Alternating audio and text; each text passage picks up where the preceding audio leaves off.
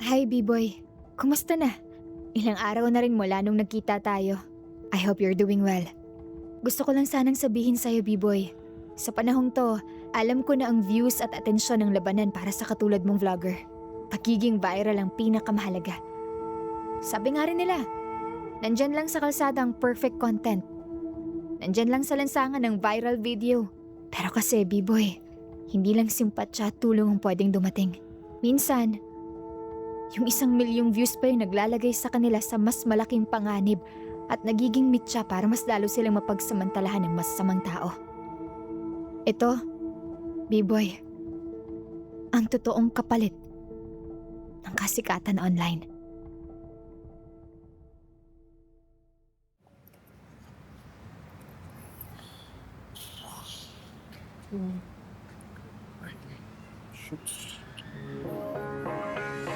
Yo, what's up mga bossing? Nandito nga na naman tayo sa panibagong vlog wherein nandito ako sakali ngayon para maghanap ng mga sinasabi nilang batang hamog o yung mga batang nagbebenta ng katawan nila. Mali mo, makachempon ako, makatikim ako. Siyempre, biro lang. Ay, papakainin ko naman yung mga batang yan pag nahanap ko sila dito. So, tara! Magandang hapon, boss. Gusto ko lang po magtanong namin, nakikita mo ba kayo mga batang hamog sa kalye na to? Wala po eh. Ay, yung mga batang hamog po yung mga batang nagbebenta ng katawan nila para makakita. Meron po ba dito? Wala po eh. Baka sa kabilang barangay.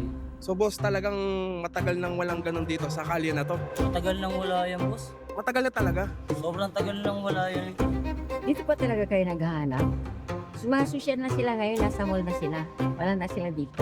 Nasa mall na. Ay, naririnig ko pa nga po, Nay, na sa halagang 150 lang kaya o kaya burger. Pumapalag pa rin sila. Hindi mga teenager na sila ngayon, wala na sila sa kalsada. Wala pa rin. So yun na nga mga bossing. It's currently 5:48 PM. Unfortunately, wala akong nakita miski isang batang hamog dito sa mga kalye na to.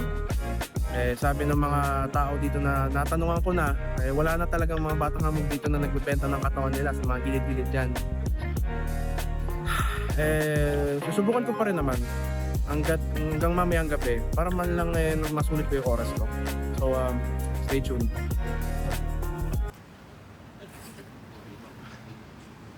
Umay naman. Minsan, B-Boy, kapag pinipilit natin ang gusto, wala nang mas nakakabulag pa kaysa sa pagmamahal sa isang bagay kahit alam mong hindi ito tama para sa'yo. Para sa kanila. Sabi ko nga sa inyo, siya nga yan. Oo nga, ako kakausap? Sorry naman. Ako na nga. Kuya, kayo po ba yung naghanap ng mga batang hamog? Bakit? May kilala ba kayo? Opo.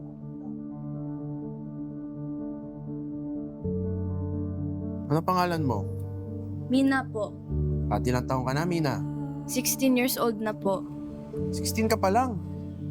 Opo. Gaano ka nang katagal nagpapaserbisyo ng katawan mo? Mga 3 taon na po. So 13 ka nung nag-start ka. Opo. At bakit ka naman nag-start ng ganyang trabaho? Nawala kasi po nanay po namin ng kapatid ko po. At si tatay sa abroad, di po siya nagpapadala. Kaya kailangan ko po mapakain kapatid ko po. At marami naman naghahanap ng ganun. Wala kasi akong makahanap ng trabaho po. At nagiging ilan ng customer mo sa isang araw? 5 po. Hanggang 10. Magkano binabayad naman nila sa'yo?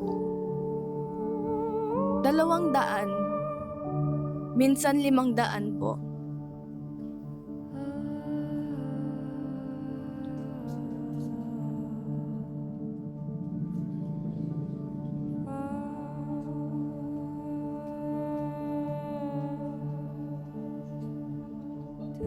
Di ka pa natutuluan o... Hindi po. Gumagamit naman po sila ng kondo. Binubuhay ko lang po kapatid ko po. Ano naman usually ang kalagayan mo pagkatapos? Masakit po katawan ko po. Ano ginagawa nila sa'yo? Ano pangalan mo? Sige na. Kiko po. Ay, ilang taong ka na, Kiko? 8 years old po. Alam mo ba na nagbebenta ng katawan ng ate mo?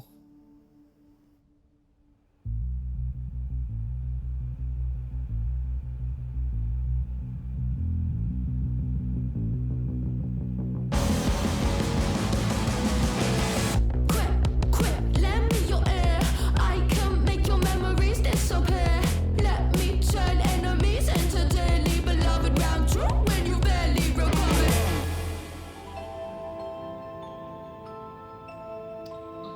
Ano pwedeng gawing content? Oh, hindi mga bata sa Malate.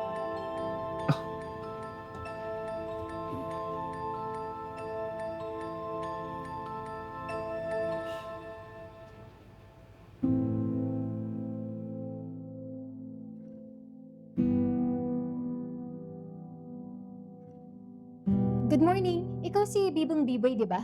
Yung may video na may kasamang dalawang bata. Ako nga po, opo. My name is Alice, or kahit Lily na lang. Matagal na rin ako member ng church na to. Patanong ko lang, kumusta naman yung lagay ng dalawang bata? Di ko po alam.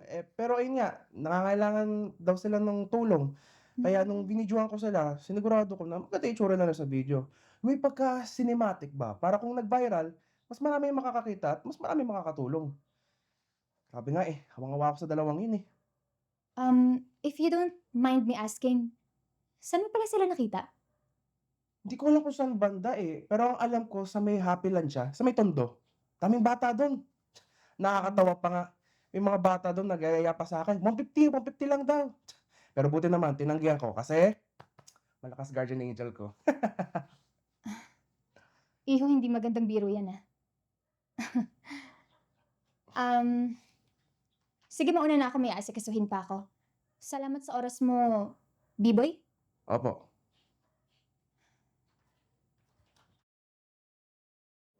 Yes, crisis itong nangyayari. Hopefully magawa natin ng paraan. No. Ako nang bahala. I have enough information na rin naman. Bali, pakinuta lang sa ibang social workers na sa office about this matter.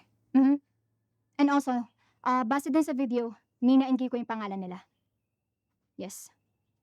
Thank you so much. Okay. Yes. Bye.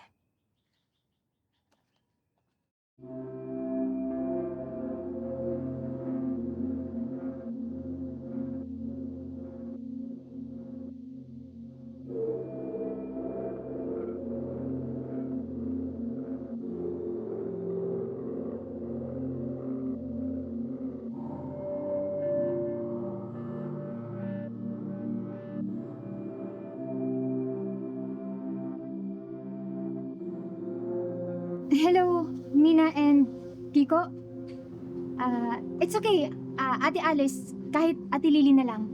Isa akong social worker. And nakita ko kasi sa social media na sobrang trending nyo ngayon. Gusto ko lang sanang kumustahin kung ano yung kalagayan nyo ngayon. Handa rin ako magbigay ng tulong kung sakaling kailangan nyo.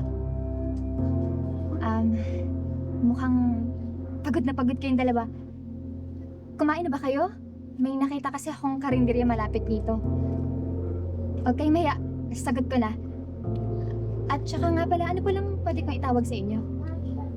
Kahit Mina lang po. Ito po si Kiko, pero medyo mahiyaan na po. Nice meeting you, Mina.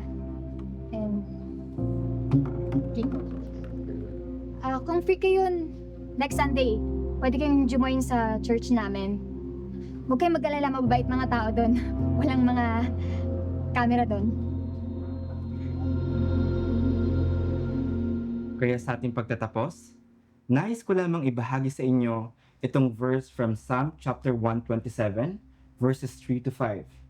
Behold, children are a heritage from the Lord.